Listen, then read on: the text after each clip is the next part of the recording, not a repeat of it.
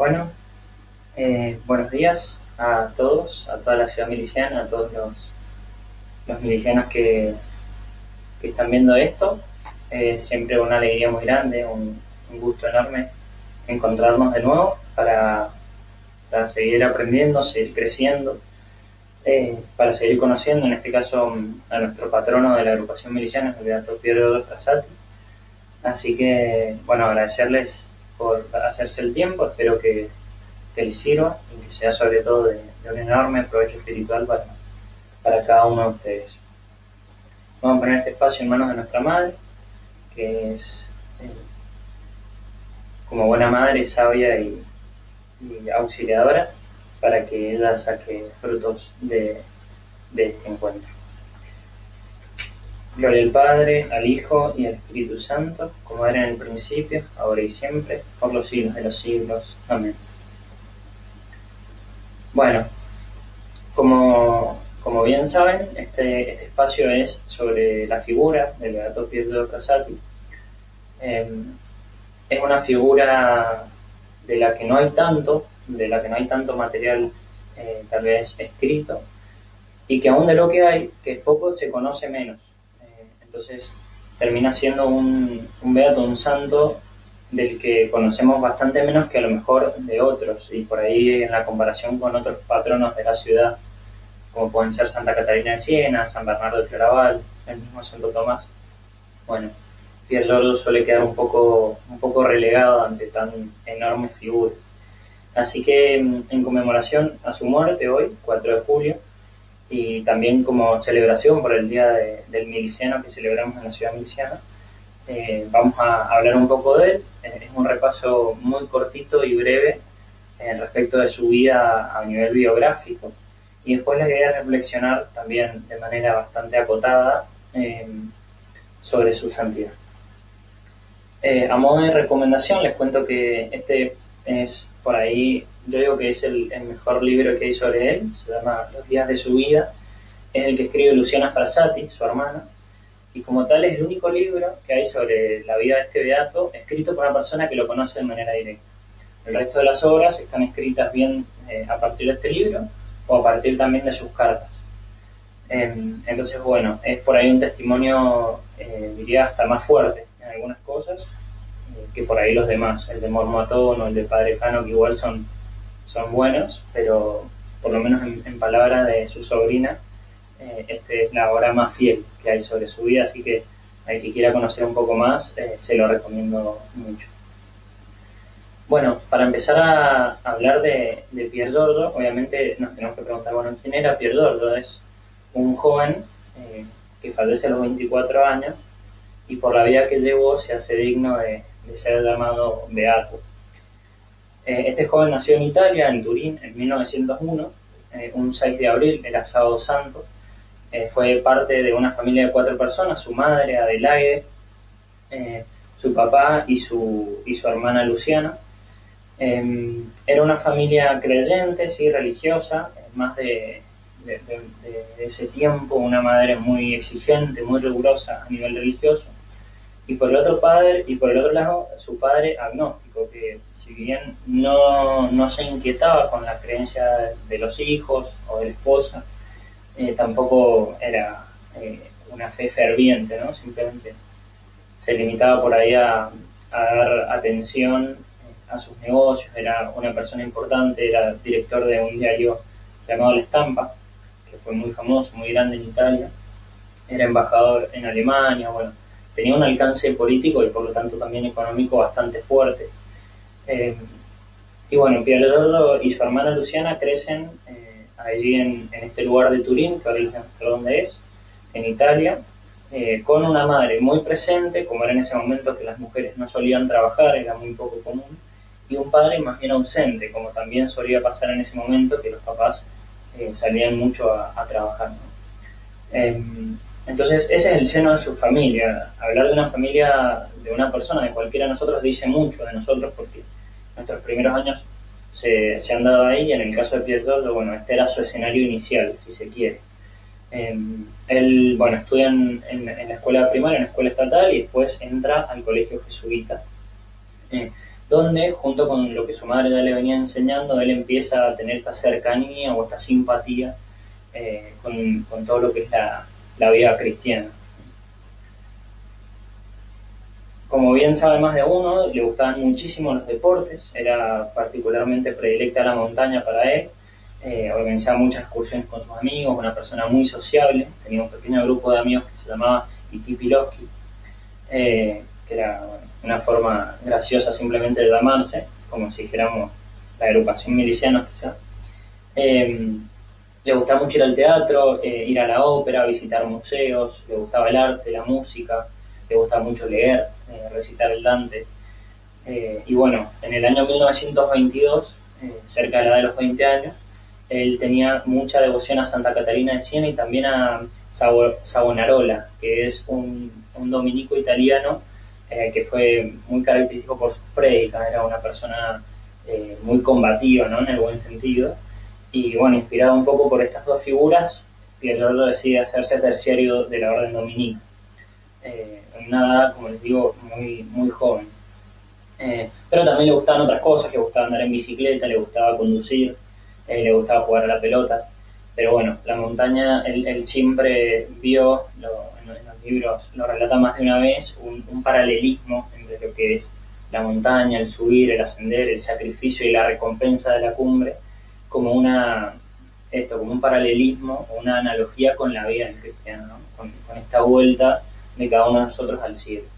Entonces, bueno, también por eso la montaña era un punto muy especial para él. Ahí en la parte de izquierda ven algunas fotos de él haciendo esta actividad. Bueno, en el año 2018 tuve la gracia de poder visitar su casa. Su familia tenía una casa en Turín, que es donde básicamente vivió, y otra en Polone, que era una casa que digamos de fin de semana, ¿no? Donde él iba a pasar más que nada los veranos, los 3 meses de verano, que allá en Italia no son los mismos que acá, suelen ser en esta época de julio. Él lo iba a pasar a una casa muy grande en este pueblo de Polone, que había construido su abuelo por parte materna.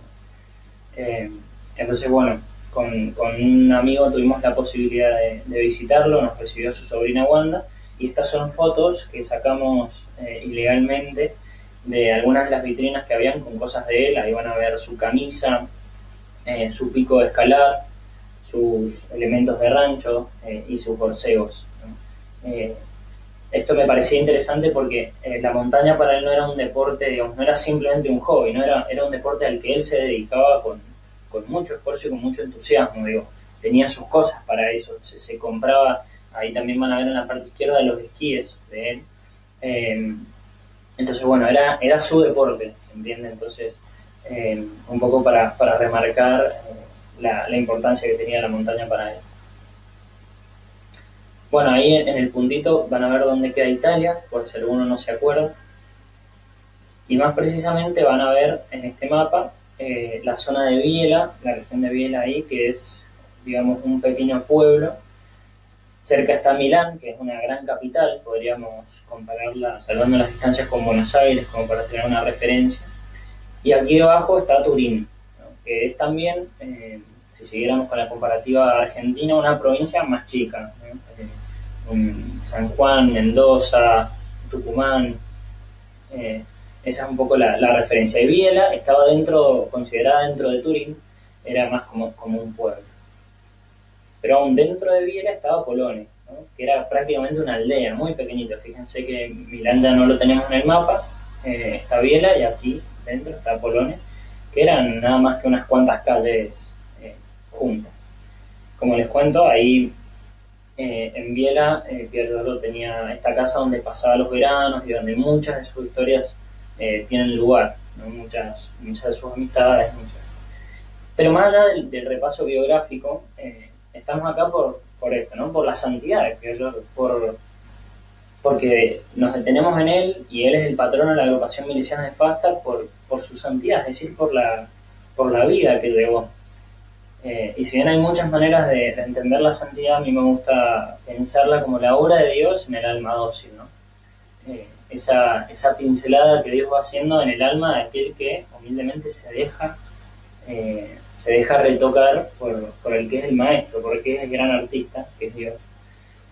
Y Pier Giorgio es un signo de esto, ¿no? De esa docilidad con la que fue viviendo y atravesando sus días, y lo llevó, bueno, a que hoy podamos decirlo de él, es beato, está con el Señor. Y sin ánimo de encapsular la noción de la santidad, yo me he tomado el atrevimiento de por ahí poner estos tres pilares que son oración, gracia y virtud, como para verlos a la luz de la figura de Pier Giorgio, ¿no? Como les digo, sin ánimo de decir, bueno, esta es la fórmula de la santidad, pero sí tomando tal vez tres puntos que resultan muy importantes a la hora de pensar en la vida de un santo. Entonces, bueno, visto a la luz de Pier Giorgio, vamos a tomar cuatro elementos de su persona, cuatro aristas de su vida, que al menos a mí particularmente son las que más me han cautivado respecto de cómo él se movió cristianamente en el mundo, ¿no? Que son la oración y la vida interior, la humildad, la alegría y la amistad. Son cuatro aspectos, podríamos pensar en algunos otros, eso les quedará a ustedes como tarea. Pero bueno, son cuatro aspectos que evidentemente han sido cruciales para que hoy digamos Pier Giorgio Frassati efectivamente es un santo y es digno de ser imitado en este caso por la agrupación miliciana. La oración y la vida interior. Bueno, respecto a la oración también hay muchas definiciones, hay muchas nociones, ¿no? Hay muchas palabras dichas. A lo mejor una definición muy válida es la que da Santo Tomás como la unión del alma con Dios, ¿no? No solo el diálogo, la charla, esa oración verbal, mecánica, que también es buena, sino una unión íntima del alma con Dios, digamos, de todo el tiempo. Y en este sentido, Pier Giorgio Frassati es un ejemplo, es un testimonio, porque él conjuga muy bien en su vida lo que viene a ser la oración habitual y la oración actual. Esta noción de oración actual como el momento exclusivo en que yo me dedico a Dios, en que me pongo de rodillas, en que voy a rezar el rosario, en que recibo la Eucaristía, y la oración habitual como ese ejercicio de la presencia de Dios, ¿no? Ese repasar por las cosas que voy haciendo la presencia de Dios. Entonces, en el estudio, en los amigos, en el deporte, en este sentido, Pier Giorgio Frassati hace carne este ora et labora que tenían los monjes benedictinos, y adquiere un equilibrio que además a su edad es realmente sorprendente, porque a esa edad en donde uno está con la facultad, con los amigos, con la novia, con la familia, pensando un poco en el futuro, pero a la vez sin querer ir tan rápido, como con muchas cosas a resolver todavía, la verdad es que se hace difícil. Uno pone el pie más en un lado, a veces en otro, a veces reza mucho y deja sin hacer las cosas, a veces... Bueno, y ese tire y afloje y ese aparente dilema que empieza a surgir, Pier Giorgio pareciera que lo supo resolver con una cintura admirable. Era una persona que rezaba el rosario a diario. Allí cerca de la casa de Colonia hay un monte que se llama Europa, donde está una virgen morena, a la que él en verano iba a rezar todos los días. Entonces iba ahí, escalaba una montaña, yo la escalé, créanme que no es nada fácil, a lo mejor para él lo era, pero una montaña estamos hablando de a lo mejor una hora de ida y una hora de vuelta. Él iba rezando el rosario, escuchaba misa arriba, rezaba ahí a la Virgen y volvía rezando el rosario, ¿no? Fíjense, en el verano, donde uno muchas veces está más relajado, donde uno muchas veces en realidad pretende como retirar los horarios, descansar, no tener obligaciones. Bueno, él todas las mañanas se levantaba y hacía su deporte, que era la montaña, y lo combinaba con esto de la oración. Entonces, bueno, ahí en las fotos lo que están viendo es su rosario dominico en su cama, ese rosario que tiene todos los misterios. Al costado, en la mesa de luz no se ve bien, pero hay una imagen de Santa Catalina de Siena, que es a la que él rezaba. Y en esa mesa ven la Biblia que él usaba. Le gustaba mucho leer, le gustaban mucho las cartas paulinas y también leer a Santo Tomás de Aquino. Pero digo, era un joven con una vida espiritual o una vida interior realmente ardiente, ocupada. pero a la vez sabemos que era un joven muy activo, estaba inscrito en las conferencias vicentinas de San Vicente de Paúl, que asisten materialmente a los barrios más pobres, estaba inscrito en la cofradía del Santísimo Rosario, estudiaba ingeniería, tenía su familia, bueno, era una persona muy activa, la universidad también tenía mucha actividad, y bueno, es muy llamativo y muy bonito ver cómo él puede ir congeniando estos aspectos con la vida interior, ¿no? En este sentido me acuerdo una de las veces que daba esta charla, o algunas de Pierre Giorgio, una pregunta me hicieron que me pareció sumamente interesante, porque si ustedes se fijan, el Beato Piero Frassati como patrono de la agrupación Milicianos es una figura totalmente ordinaria, en el buen sentido de la expresión, ¿no? Pero es ordinaria, a lo mejor al lado de los demás patronos, de una Santa Catalina, de una Santa Teresita, de un San Bernardo de Claraval, mismo de un San Tarcisio. Como que la ciudad miliciana toma santos con una santidad mucho más extraordinaria, o hasta más llamativa en algún punto para los más chicos. Sin embargo, cuando crecemos y entramos a la agrupación Milicianos, el patrono es un joven beato que hacía deportes, que tenía sus amigos, y que sabía rezar en los momentos que había que rezar, y se ponía, iba a las cosas cuando había que ir a las cosas. Y esto me hacía pensar, claro, cuando uno empieza a crecer, a lo mejor a medida que ganamos en conciencia, ganamos en realismo, también perdemos en ilusión. Y a lo mejor esa ilusión y ese fervor de una santidad como la de Santa Catalina y una santidad como la de San Tarcisio, uno a medida que van pasando los años la empieza a perder, o empieza a pensar, pero yo no puedo ser Santa Catalina, yo no llego ahí. Entonces en ese momento Fasta nos dice, bueno, para ustedes los milicianos, los universitarios, que ya están trabajando, que ya están estudiando, que tienen sus problemas con sus amistades, de su pareja, de su familia, etcétera, este es su modelo, ¿no? Un joven que no era consagrado, que no era sacerdote, no era monja, hermana consagrada, no era Caterina, era simplemente un joven laico que vivía su fe y su vida interior con una espontaneidad maravillosa, realmente maravillosa. Les decía recién que otro aspecto que me gustaría rescatar de él es la humildad. Es uno de los aspectos que al menos a mí personalmente me hace más ruido, porque bueno, la humildad bien vivida supongo que siempre hace ruido, ¿no? San Bernardo de Claraval decía, humildad es andar en verdad, y en este sentido Pier Giorgio andaba muy en verdad, porque no se tenía ni por más ni por menos.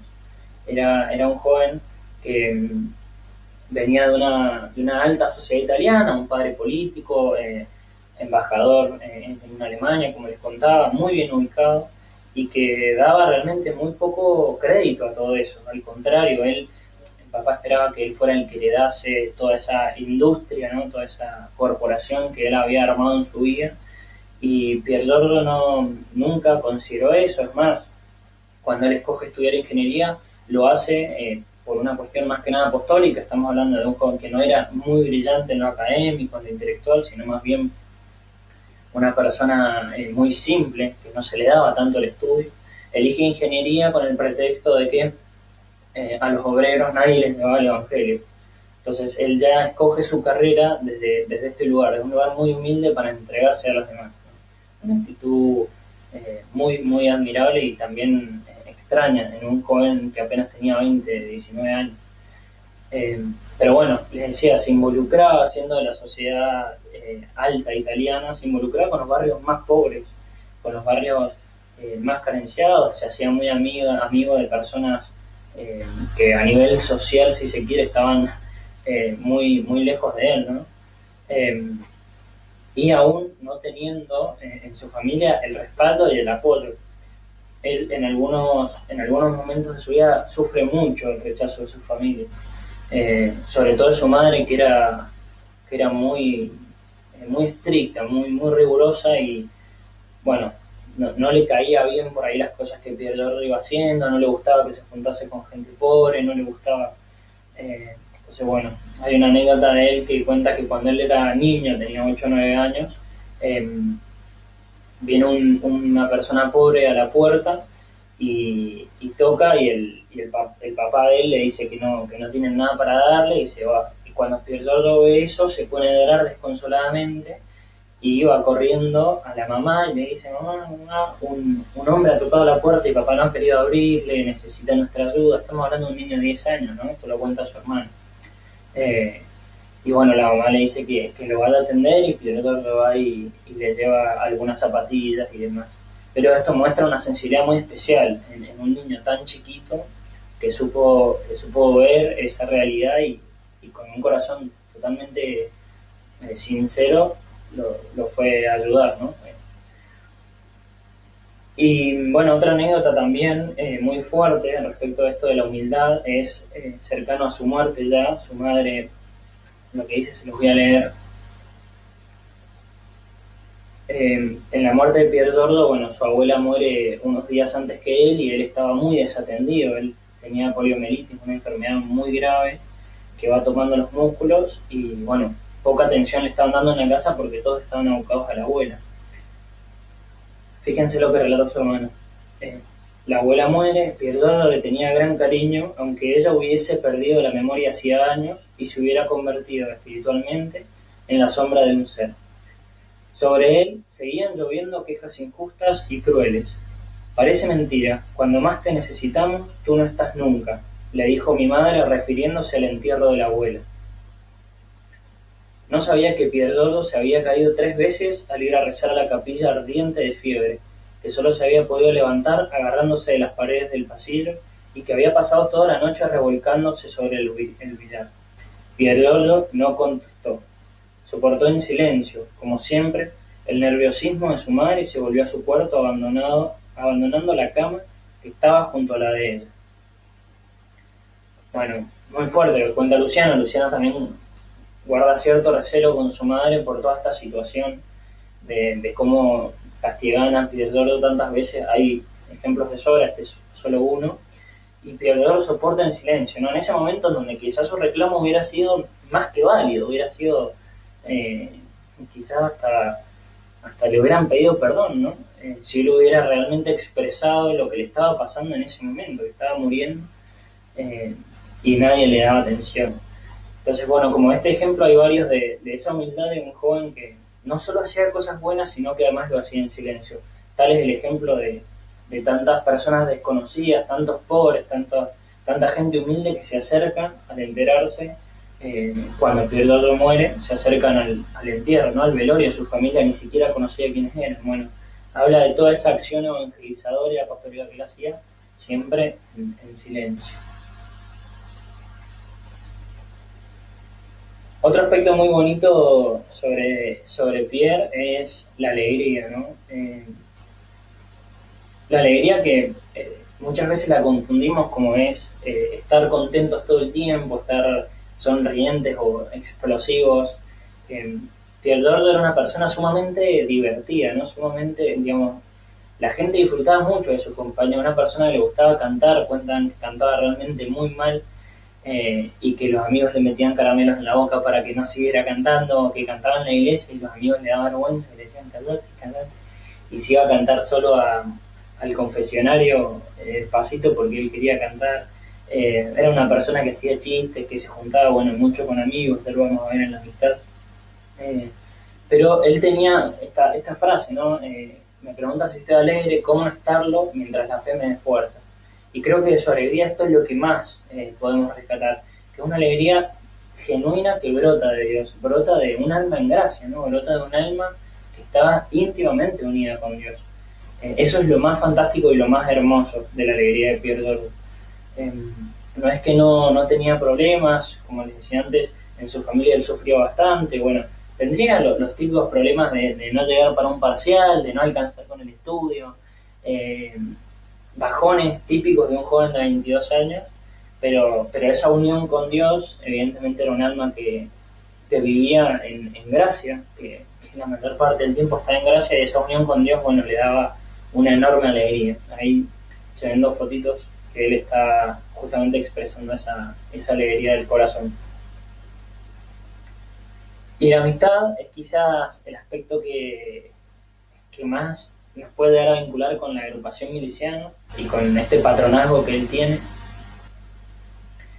Eh, era, era una persona sumamente amigable. Ahí en las fotos van a ver 3 episodios de él.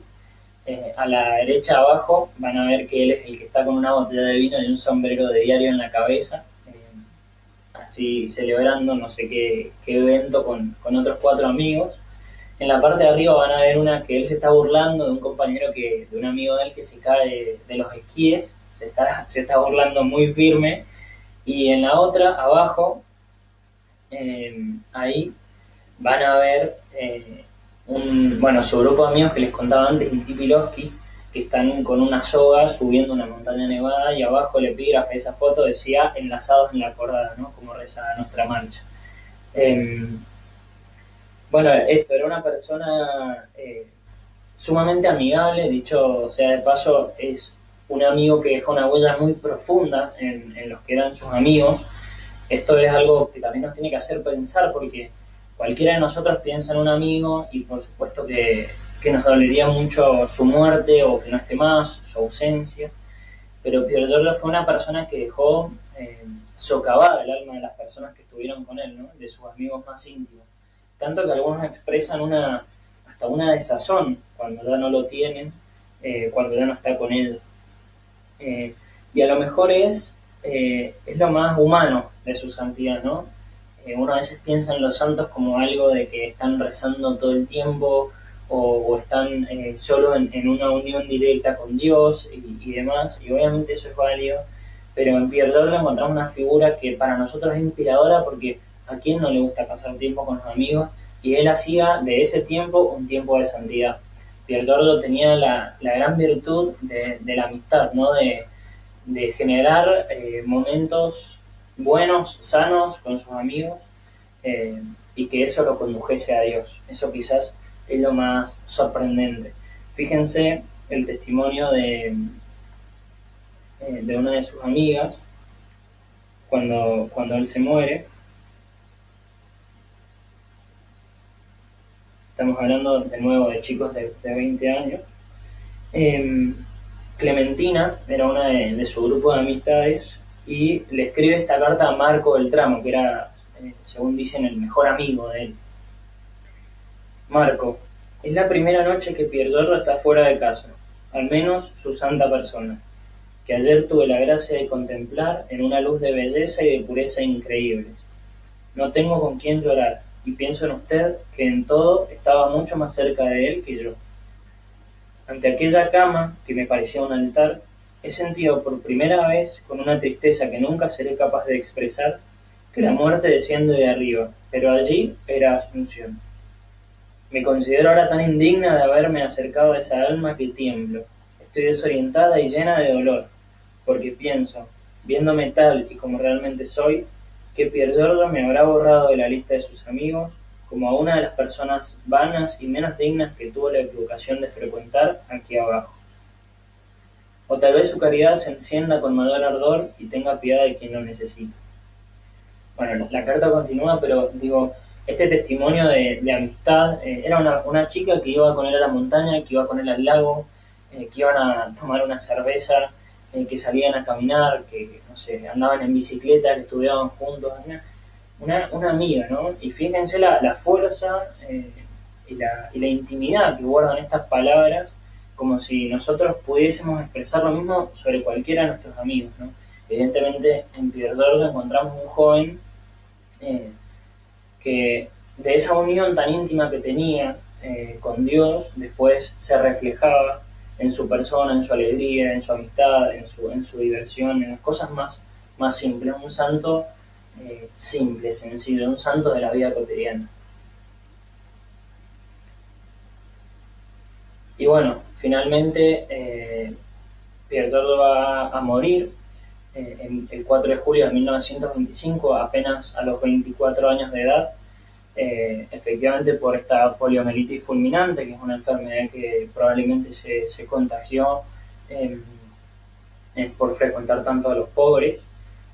Era una enfermedad muy contagiosa que extrañamente tantas personas que lo frecuentaron en su lecho de muerte no se contagiaron, como una cuestión así de curiosidad. Eh, y bueno, lo más sorprendente es que su santidad en esos momentos de la muerte se hizo eco, ¿no? Se hizo más grande. A lo mejor en los momentos de la muerte es cuando uno empieza a decir o a sentir las grandes verdades que tiene dentro, porque es el último tiempo, son los últimos momentos, los últimos instantes que tenemos de vivir, de vida. Y bueno, Pierdo en esos últimos 7 días, fue una semana prácticamente que estuvo agonizando, demostró que tenía un alma que era digna del amor de Dios. Eh, Pierdo se contagia, se enferma acá en cama, pero su abuela, como les contaba antes, ya estaba muy enferma. Tanto es así que él está prácticamente apartado, no le dan mucha atención. Su hermana apenas tiene algunos destellos de darse cuenta, por ahí se acercaba a la madre y le decían, pero está vomitando y tiene fiebre. Eh, pero nadie le daba atención porque, bueno, la abuela estaba muy enferma y también muriendo. De hecho, muere el 1 de julio, 3 días antes que él. Y también porque Pierre no lo reclamaba. Cuando podía, Pierre se levantaba a duras penas de su cama y se arrastraba hasta la otra habitación donde estaba su abuela y rezaba ahí con ella, aunque ya estaba bastante perdida. Eh, entonces, él muere como vive, ¿no? En silencio. Aún estando dentro de la casa, él muere como vive. En este sentido, las palabras de Luciana son también muy fuertes. Fíjense lo que va a decir. En casa nos encontramos con la sensación de estar por primera vez frente a algo irremediable y al mismo tiempo demasiado grande para entenderlo. Mientras las puertas empezaban a abrirse para dejar pasar caras nuevas, desconocidas, como nos había sido su vida, la vida de Pierre. Mamá intentó una vez más impedirlo, sin darse cuenta de que estaba empezando la revelación de la grandeza de su hijo. Ante mis súplicas, retiró la orden. La avalancha de gente muda, con caras serias o llenas de lágrimas, subía hacia él. Le tocaban como a una reliquia ante nosotros que, durante años, lo habíamos ignorado y que ahora recibíamos una gran lección precisamente de esos desconocidos. Bueno, Piero Tordo, una de las últimas cosas que hace es anotar la dirección de uno de los pobres que él visitaba, de una de estas personas humildes que él visitaba, para que uno de sus amigos le pudiera llevar la medicación con la que él se había comprometido. Eh, Era una persona, muy, muy humilde y con una experiencia de la santidad que es casi aterradora en cuanto a su simpleza, ¿no? En cuanto a su sencillez. Una vivencia del amor de Dios y de la existencia cristiana con una espontaneidad y una sinceridad de vida que de algún modo nos enciende esa luz a decir, wow, es que ser santo sí es algo que es posible y sí es algo que está al alcance de nosotros, ¿no? Bueno, la muerte de Pierdo no hace otra cosa que afirmar lo que había sido su vida, ¿no? Y por eso también cuando él muere, tantas personas se empiezan a acercar a él. Las calles de Polonia prácticamente se llenan de personas que en algún momento lo habían conocido, habían tenido un contacto con él, o simplemente sabían que era un joven maravilloso. Acá, para ya ir entrando en la etapa final, yo me atreví a hacer una comparación. Esta es una agrupación miliciana de una jurisdicción. Eh, el parecido de la foto es muy llamativo. Estas son las dos fotos de arriba, son dos fotos que yo tomé de un libro de fotografías impresas que está allá en Polonia, en su casa. Y bueno, le saqué fotos sin que Wanda se diera cuenta. Eh, y esto es llamativo, digo, curioso, quizá coincidente en cuanto a la forma de las fotos, pero no deja de ser también una instancia para pensar y para reflexionar en qué medida nuestras agrupaciones milicianas no son también ese grupo de amigos de un Pierre Tordo, ¿no? Cómo nosotros podemos ser ese Pierre Tordo, cómo nosotros podemos ser esa persona humilde, alegre, con una vida interior sólida, pero que también nos dediquemos a las cosas, a evangelizar, al apostolado, sea en los pobres, sea en la formación, sea de mil maneras que la iglesia nos permite. Pero bueno, que nuestras agrupaciones milicianos están concebidas de esa manera, ¿no? Están fundadas bajo el concepto de una comunidad cristiana, una comunidad de fe, una comunidad de amigos que se ayuda a llegar a la santidad. Eh, bajo esta misma línea, yo me atrevería por ahí a hacer un pequeño repaso de Pier Giorgio Frassati como miliciano, ¿no? Pier Giorgio Frassati hubiera sido miliciano, Pier Giorgio Frassati podría ser un miliciano de Fasta, quizá, y bueno, yo creo que sí, porque ahora si tomáramos algún parámetro para pensar en los milicianos, bueno, tomaríamos las 10 promesas, ¿no? O sea que hayamos formulado promesas o no, sin duda que son de algún modo el norte que nos marca la ciudad miliciana a nosotros que estamos en esta etapa. Y repasándolos, bueno, fíjense, construir toda la vida en el amor a desde el prójimo, hemos reflexionado sobre cómo y cuánto Pier Giorgio atendía al prójimo, cuánto se preocupaba de los demás. Dedicar todo el esfuerzo personal al servicio de la iglesia y la patria en la unidad de los hombres, un hombre muy devoto, muy obediente también de la jerarquía de la iglesia. Hacer de la vida con alegría y humildad un acto alegre de servicio, un acto permanente de servicio en realidad es. Bueno, no hacen falta muchas palabras que agregar. Recordar que el estudio del trabajo constituye una aportación personal a la tarea común, que Pier Frassati, sobre todo en el tema del estudio de trabajar, no tuvo la posibilidad, pero en el tema del estudio era muy insistente y era muy superador de sí mismo. Él todo el tiempo reconocía su limitación, pero quería dar un poco más para ser mejor. Era algo que realmente lo ocupaba y lo preocupaba en el buen sentido. Vivir en hermandad con los compañeros de la fraternidad, un poco de lo que reflexionamos de él sobre la amistad. Defender la justicia y luchar con amor cristiano por imponerla, aunque su triunfo signifique un mayor sacrificio. Hay más de una anécdota que él llega a pelear a los puños.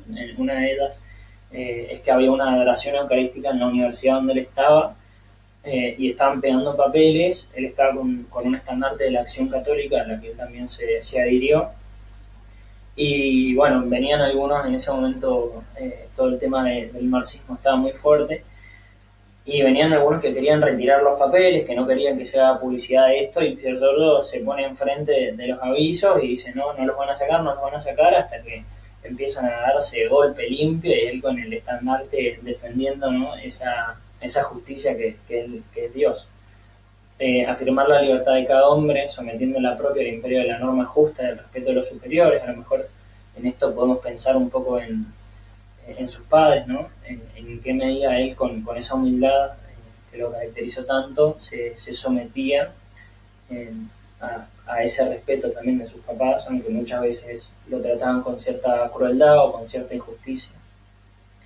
Observar con dignidad los deberes de Estado, dando testimonio de vida cristiana, bueno, el estudio, el ser hijo, como ya habíamos dicho.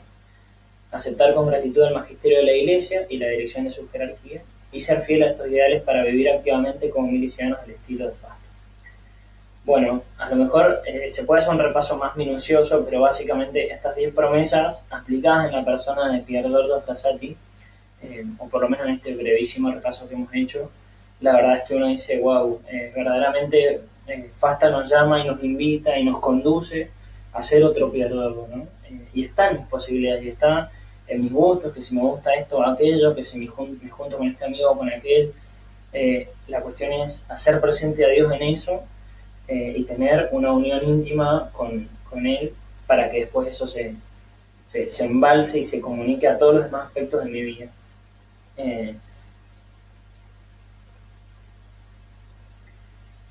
Bueno, para concluir, este extracto de una de las mejores cosas, o de las cosas más bonitas que yo he visto escritas sobre Pier Giorgio, que es el prólogo de este libro que les contaba, de los días de su vida, que bueno, un hombre amigo de su familia lo prologa a pedido de Luciana. Este hombre también lo había conocido. Por cuanto nos es dado saber, aunque no podamos hacer de jueces, nos hallamos ante un hombre que ha vivido su cristianismo con una naturalidad que casi da miedo, y con una aceptación que nos sorprende y casi nos anima a seguirle. A medio siglo de distancia, a un siglo hoy por hoy, muchas cosas han cambiado, pero precisamente por ello, a pesar del inevitable estilo del tiempo, en el fondo, lo que él vivió no es más que una joven existencia cristiana. Por eso este libro, que describe una vida que entró en la perfección del Señor hace 100 años, merece aún ser leído y meditado. Bueno, son palabras totalmente precisas, ¿no? Para esta figura, para esta persona de Pierre Jordo, porque tenemos a veces esa tentación de creer y de pensar que por estar en estos tiempos tan complicados, a veces para la iglesia, para llevar la fe, para sostenerla, con tantos ataques que venimos sufriendo y demás, como Fasta, como iglesia, como cristianos, eh, lo que este hombre dice, ¿no? A pesar del inevitable estilo del tiempo, lo que él hace no es más que una joven existencia cristiana. No es más y no es menos, ¿no? Ciertamente que no podemos pecar de achicar esto, de ser simplistas, pero sin duda también que no es más que eso, no es más que la joven manera cristiana de vivir la vida, esa alegría, esa espontaneidad, esa oración, esa unión íntima con Dios que Teodoro tenía. Quizás eso es lo que más sorprende y lo que más cautiva también de su figura, esa naturalidad que casi aterra, que casi da miedo, con la que vive la santidad, que nos sorprende y nos anima a seguirle, ¿no? Es esa naturalidad la que nos tiene que invitar, la que nos tiene que interpelar a decir, wow, es que realmente está cerca, la santidad está más cerca que nunca. Con Pierdón enfrente, ser santo no es solo un deseo, no es solo un querer, es que es una posibilidad real. Y bueno, en un mundo donde a lo mejor se nos quiere quitar la esperanza, se nos quiere hacer pensar que lo que creemos y predicamos no vale la pena, bueno, el testimonio de Pierre Jordo, 100 años antiguo, pero también vigente hoy, vale la pena ser meditado de nuevo, vale la pena ser leído, vale la pena ser imitado. Y finalmente, bueno, terminar con unas palabras de él que dicen lo siguiente: afortunadamente existe más allá una gran justicia. Si no existiese un Dios bueno y justo, nuestra vida sería inútil. Tendré fuerzas para llegar. Es cierto que la fe es la única ancla de salvación y hay que agarrarse de ella con fuerza. ¿Qué sería de nuestra vida sin ella?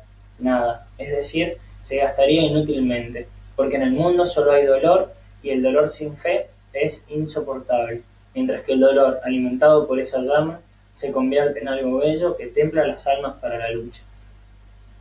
Bueno, no hay mucho que agregar. Esta fe tan fuerte que él tenía y que le ayudaba a alimentar, a llenar de Dios cada una de las demás cosas que hacía. Cada paso que él daba en su vida estaba repleto de la presencia de Dios por esta fe tan fuerte, tan poderosa y tan genuina que él guardaba en su corazón. Así que bueno, es un testimonio hermosísimo. Les recomiendo nuevamente que lean el libro. Lo que hemos hecho acá es apenas un repaso muy rápido. Así que bueno, aprovechenlo, imítenlo, que seguramente nos va a conducir, si nosotros somos dóciles también, a los grandes altares del Señor, a la santidad, al reino de los cielos. Un abrazo grande y a tus órdenes.